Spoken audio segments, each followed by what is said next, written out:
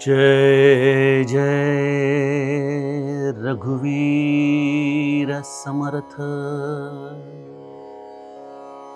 समर्थाचिया सेवका वक्र पाहे, असा सर्व भूमंडळी कोण आहे। जयाची लीळा वर्णिती लोक तिन्ही, नुपेक्षी कदा रामदासाभिमानी।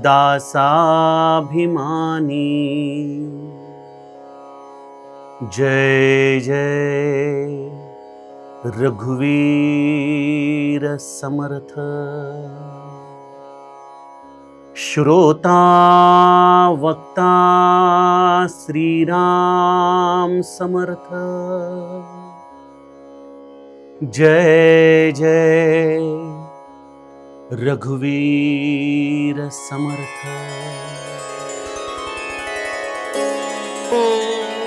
श्रीराम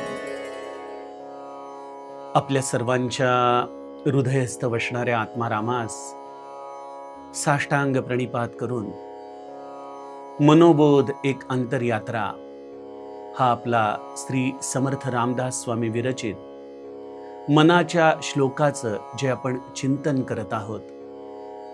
सज्जन हो, आज आपण त्यातील श्लोक क्रमांक 30 याचं चिंतन पाहणार आहोत। गेल्या श्लोकामध्ये समर्थांनी राघवाचं ब्रीद कशामध्ये आहे ते आपल्याला सांगितलं। पदी राघवाचे सदा ब्रीद गाजे, बळे भक्त रिपू शिरी कांबिवाचे। पुरी वाहिली सर्व जेणे विमानी, नुपेक्षी कदा रामदासाभिमानी। माझ्या रामरायाचं हे ब्रीदच आहे की तो आपल्या भक्तांचा जो वैरी आहे त्यांच्या मस्तकी आपल्या धनुष्याचा घणाघात करतो, त्यांना नेस्तनाबूत करतो आणि आपल्या भक्ताचं तो रक्षण करतो। ज्या रामाने आपल्या सर्व अयोध्यावासियांना, सर्व या रामायणातल्या पात्रांना आपल्या विमानामध्ये बसून वैकुंठी नेलं, असा माझा राम आपल्या या भक्ताचा अभिमान कधीच पडू देत नाही की राम त्याच्या भक्ताचं रक्षण करतो। समर्थांनी आपल्याला गेल्या श्लोकामध्ये प्रभू रामचंद्रांचं हे ब्रीद समजावून सांगितलं। आजच्या श्लोकामध्ये समर्थ आम्हाला आश्वस्त करू पाहत आहेत। कशापासून आश्वस्त करू पाहत आहेत? पहिल्यांदा आपण या श्लोकाचा सरळ अर्थ बघूयात। समर्थ म्हणतायत, समर्थाची या सेवका वक्र पाहे। अशा या प्रभू रामचंद्र रूपी समर्थाचा जो सेवक आहे त्याच्याकडे जर कोणी जरी वक्र दृष्टीने पाहिलं ना, तर समर्थ म्हणतायत की त्याच्याकडे अशी वक्र दृष्टी करण्याचं धारिष्ट देखील या भूमंडळामध्ये कोणाचं नाही। अरे, ज्याची लीळा त्रैलोक्यामध्ये सर्वजण गातात, असा माझा राम आपल्या भक्ताचा हा अभिमान कधीच सोडत नाही। आपल्या भक्ताचं तो नित्य रक्षणच करतो। समर्थ आम्हाला अशा पद्धतीने प्रभू रामचंद्रांच्या आश्रयाचं महात्म्य समजावून सांगत आहे। काय कारण आहे बरं सज्जनो? आपलं ध्येय काय आहे? स्वरूप साक्षात्कार, प्रभू रामचंद्रांचं दर्शन हे आमचं ध्येय आहे। आणि या ध्येयाच्या सान्निध्यामध्ये जो जातो त्याच्या जीवनामध्ये एक वैशिष्ट्यपूर्ण गुणधर्म आपल्याला निदर्शनास येतो। ज्याला भगवंताचं दर्शन झालं आहे असा भक्त हा अत्यंतिक निर्भय असतो, त्याला कशाचीच भीती वाटत नाही। असा निर्भय भक्त होणं हे आत्मसाक्षात्काराचं एक व्यक्त रूप आहे बरं। मनुष्य निर्भय कधी होऊ शकतो? आणि आज आम्ही प्रभू रामचंद्रांचे दास तर म्हणतो, परंतु आज आम्ही मात्र तेवढे निर्भय का बरं होत नाही? हा प्रश्न आम्हाला पडला पाहिजे। सज्जनो, निर्भयता आम्हाला तेव्हाच येते जेव्हा आम्हाला ज्याचा आश्रय मिळालेला आहे तो अत्यंत सामर्थ्यवान आहे। बघा, आजच्या काळामध्ये अनेक गरीब देशातले लोक शरणार्थी म्हणून मोठ्या श्रीमंत देशांमध्ये आसरा घेतात आणि त्यांना एकदा शरणार्थी म्हणून त्या देशाने स्वीकारलं की ते देखील अत्यंतिक निर्भय होतात, कारण त्यांनी जो आश्रय घेतलेला आहे त्यामुळं ते अत्यंत भीतीपासून मुक्त होतात। ही वस्तुस्थिती आज आम्ही बघतो। आज आमच्या या जीव पातळीवरती एकच गुणधर्म आहे आणि तो म्हणजे भीती। आम्ही निरंतर भयग्रस्त आहोत। प्रत्येक गोष्टीची आम्हाला भ्रांत लागलेली आहे। आम्हाला भविष्यामधल्या चिंता सतावतात, वर्तमानामध्ये आम्हाला काळजी काही केल्यास सोडत नाही, कोणाचा आश्रय घ्यावा हे कळत नाही। खरं तर मुबलकता प्रचंड आहे आज आमच्याकडं, म्हटलं तर पैसा आहे, घरदार आहे, लौकिक देखील आहे, पण यांचा आश्रय देखील आमची काळजी काही केल्या मिटवू देत नाही। मी आपल्याला याचं उदाहरण आधी सांगितलंच आहे की या सर्व गोष्टी या मूळतःच अपूर्ण आहेत आणि अशा अपूर्ण गोष्टींचा आम्ही आश्रय घेतल्यामुळं सज्जनो, आमच्या मनामधली भीती ही काही केल्या जाऊ शकत नाही। त्यामुळं आम्हाला जीवनामध्ये आश्रय अशा गोष्टीचा घेतला पाहिजे जी खऱ्या अर्थाने समर्थ आहे। कोण आहे या जगामध्ये समर्थ? कुठली वस्तू आहे समर्थ? समर्थांनी ज्याचा आश्रय घेतला आणि हे समर्थ बिरुदावली ज्यांनी प्राप्त केली, असा समर्थ या जगामध्ये एकच आहे आणि तो म्हणजे प्रभू रामचंद्र। प्रभू रामचंद्रांचा ज्याने आश्रय घेतला तो सर्व दृष्टीने निर्भय झाला। त्यामुळे समर्थ म्हणतायत की समर्थाची या सेवका वक्र पाहे, असा सर्व भूमंडळी कोण आहे? रामाचा आश्रय घेणं म्हणजे काय हो नेमकं? या समर्थाचा आश्रय घेणं म्हणजे काय? श्री महाराज आपल्या प्रवचनांमध्ये सांगतात की भगवंताकडे एक लेकरू होऊन जावं आपण। जसं आईच्या कडेवर बसलेलं बालक हे अत्यंत निर्भय असतं, आईच्या कडेवर बसून जसं ते टुळू टुळू गंमत बघत असतं, त्याला कशाची काळजी नसते, चिंता नसते, त्याला माहिती आहे योग्य वेळेला आई आपल्याला योग्य ते खायला देईल, आपली योग्य ती काळजी घेईल, आपल्याला योग्य पद्धतीने रक्षण करेल। एखाद्या वडिलांनी आपल्या लेकराला जरी हवेमध्ये उचललं, फेकलं, तरी लेकरू त्या गोष्टीचा आनंद घेतं, गंमत बघतं, कारण त्याला निश्चित खात्री आहे की आपले वडील आपल्याला या खेळामध्ये आपलं रक्षण करणार आहेत, आपल्याला ते नक्की धरणार आहेत।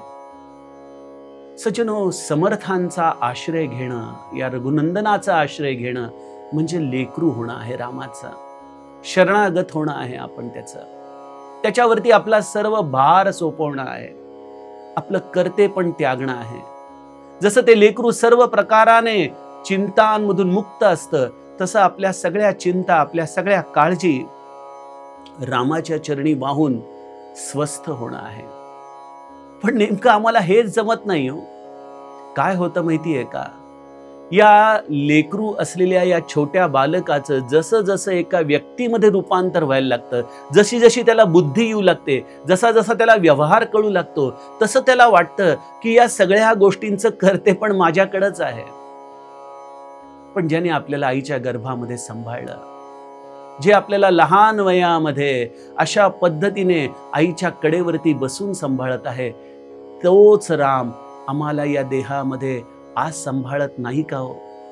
खरोखर आमचं हेच अज्ञान आहे की आम्हाला वाटतं की या देहाचं वाढतं वय म्हणजे माझं कर्तेपण आहे।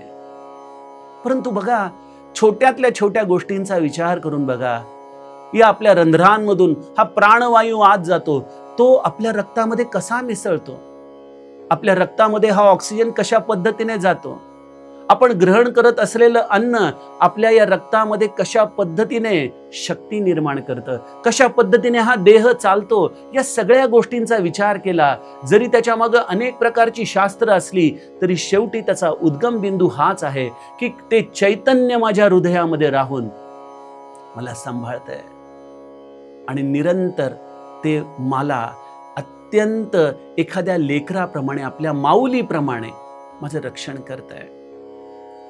आणि रामाने ज्यांनी ज्यांनी त्याचा आश्रय घेतलाय ना, त्याला असंच सांभाळलंय बरं का. बघा, रामाची कृपा आमच्या सगळ्यांवरती आहे, पण ज्यांनी ज्यांनी आपलं सर्वस्व रामावरती सोपवलं, ज्यांनी ज्यांनी आपला सगळा भार रामावरती घातला, त्यांना त्यांना रामाने आपल्या प्राणापलीकडे सांभाळलंय. बिभीषणाचीच कथा बघा ना. बिभीषण रावणाचा सावत्र भाऊ, आपल्या सर्वस्वाचा त्याग करून, लंकेचा त्याग करून तो प्रभू रामचंद्रांच्या चरणी आला.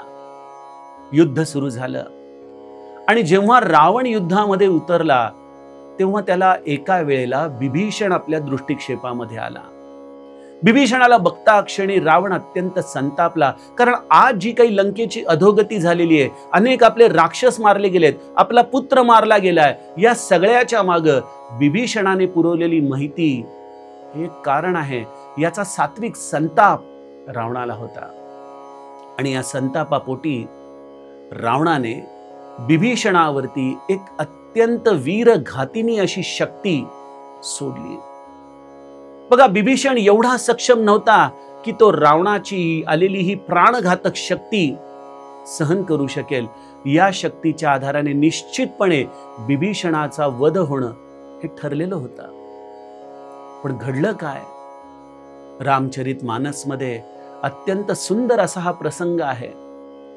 रावण बिभीषणावरती ही शक्ती सोडतोय हे बघताच रामाने आपल्या हातातलं धनुष्य सोडलं आणि तो बिभीषणाच्या समोर येऊन उभा राहिलाय आणि रामाने ती सगळी शक्ती स्वतःच्या अंगावरती घेतली. राम देखील या शक्तीच्या आघाताने क्षणभर मूर्छित झालेला आहे. बिभीषणाच्या डोळ्यामध्ये पाणी आलं की माझ्या रामाने माझं रक्षण करण्यासाठी ही शक्ती स्वतःच्या अंगावरती घेतली. याचं कारणच हे होतं की समर्थाची या सेवका वक्र पाहे, असा सर्व भूमंडळी कोण आहे. राम बेशुद्ध होऊन क्षणभर खाली कोसळलेला आहे आणि बिभीषण अत्यंत क्षुब्ध झाला आणि त्यानंतर बिभीषणाने रावणाला आपल्या गदेच्या प्रहाराने असं काही हैराण करून सोडलं, कारण बिभीषणाचा देखील तेवढाच भाव होता आपल्या रामाच्या चरणी. ज्या रामाने आपल्याला फुलासारखं सांभाळलंय, त्या रामासाठी बिभीषण देखील आपल्या भावावरती धावून गेला. सज्जनो, हे नातं आहे. समर्थाची या सेवका, त्याचा सेवक होणं हे जणू काही परस्पर देवाणघेवाणीचं नातं आहे. भगवंत तर मला सांभाळतोय, पण मी भगवंतासाठी काय काय समर्पित करायला तयार आहे. आपला तो भगवंत आपला सर्वस्व आहे, हा भाव ज्याचा आहे त्याच्यासाठी विशेषत्वाने राम त्याचं रक्षण करतो, त्याला सांभाळतो. माझ्या समर्थांना, माझ्या श्री महाराजांना रामाने त्यांच्या आयुष्यामध्ये अशाच पद्धतीने सांभाळलं. इंग्रजांचा काळ होता. गोंदवल्याला औंधच्या राणीला तिचं हे साम्राज्य नेस्तनाबूत करण्यासाठी इंग्रजांनी जेकब नावाचा एक अधिकारी पाठवला. तेव्हा औंधची राणी श्री महाराजांच्याकडे यायची गोंदवल्याला त्यांचा सल्ला घेण्यासाठी. जेकबला हे कळालं की ही राणी या महाराजांच्या सल्ल्याने चालते आणि इंग्रजांची ही कूटनीतीच होती की मुळावरतीच घाव घालायचा. म्हणून त्या जेकबने असं ठरवलं की या महाराजांचाच आपण काटा काढला पाहिजे. काय करावं त्याने 2-3 लोकांना तयार केलं महाराजांवरती विषप्रयोग करण्यासाठी, जालिम विषप्रयोग करण्यासाठी. पहिले 2 लोक तर तयार झाले पहिल्यांदा, पण नंतर घाबरून पळून गेले. तिसरा मात्र थोडासा वस्ताद होता. पैशाच्या आमिषाने तो महाराजांवरती विषप्रयोग करायला तयार झाला. गोंदवल्याला आला, महाराजांच्या बरोबर काही दिवस राहिला आणि एक दिवस महाराजांना तिने विनंती केली की महाराज, आपण माझ्याकडे प्रसादाला यावं. रामाचा नैवेद्य आज आम्ही दाखवतो आणि तत्पश्चात आपण भोजन प्रसादासाठी माझ्या घरी यावं. महाराजांनी रामाचा प्रसाद रामाला दाखवल्यानंतर भाऊसाहेबांना सांगितलं, भाऊसाहेब, आज रामाचा प्रसाद कोणी ग्रहण करू नका बरं. जमिनीवरती देखील उघड्यावर टाकू नका, पुरून टाका. कुठल्या कुत्रा मांजराच्या देखील पोटामध्ये तो जायला नको. भाऊसाहेब महाराजांना म्हणाले, महाराज, जर ती व्यक्ती दगा फटका करण्याची आपल्याला भीती वाटतेय तर मग आपण का जाताय त्याच्याकडं? महाराज म्हणाले, मी जर त्याच्याकडे गेलो नाही तर त्याचं अंतःकरण दुखावेल म्हणाले. किती महाराजांनी आपलं हे तत्व जपलंय, कोणाचंही अंतःकरण न दुखवण्याचं. महाराज त्याच्याकडे गेले. रामाचा हा प्रसाद त्यांनी भक्षण केला आणि जो शरीर गुणधर्म आहे तो व्हायचा तो झालाच. महाराजांचं सगळं शरीर काळं निळं पडू लागलं. प्रचंड दाह या विषाचा त्यांच्या देहामध्ये निर्माण झाला. गडाबडा लोळू लागले. कोणी थंड पाणी आणतंय, कोणी वेलदोडा आणतंय, पण महाराजांचा दाह काही केल्या शमेना. जसा महादेवाने हे हलाहल विष प्राशन करावं, त्याप्रमाणे या ब्रह्मचैतन्याने या जनांचं हे विष धारण केलं. पण जसं महादेवाला देखील रामनामाचा आधार होता, तोच ब्रह्मचैतन्यांच्याकडे होता. थोड्या वेळाने तो दाह शांत होऊ लागला. संध्याकाळ झाली, रात्री फराळाची वेळ झाली. महाराजांनी फराळाच्या पंक्तीमध्ये इकडे तिकडे बघितलं आणि विचारलं, अरे दुपारी आपण ज्यांच्याकडे जेवायला गेलो त्या व्यक्तीला बोलवा ना फराळाला. लोक म्हणाली, अहो महाराज, तो कुठला थांबतोय, तो गेला पळून. त्याच्या लक्षात आलं आपण विषप्रयोग केलाय महाराजांवर, आता गावकरी आपल्याला सोडणार नाही. महाराज म्हणाले, अरे आमच्याबरोबर फराळ करण्याची मोठी संधी त्याने दवडली बरं. एवढा मोठा विषप्रयोग होऊनही महाराजांना कोणी वाचवलं बरं. गोंदवल्यासारखं त्यावेळेचा तो ग्रामीण भाग, कुठल्याही वैद्यकीय सुविधा नाहीत, पण अशाही वेळेला सज्जनो, या रामप्रसादाने श्री महाराज या एवढ्या मोठ्या जीवाच्या संकटामधून वाचले.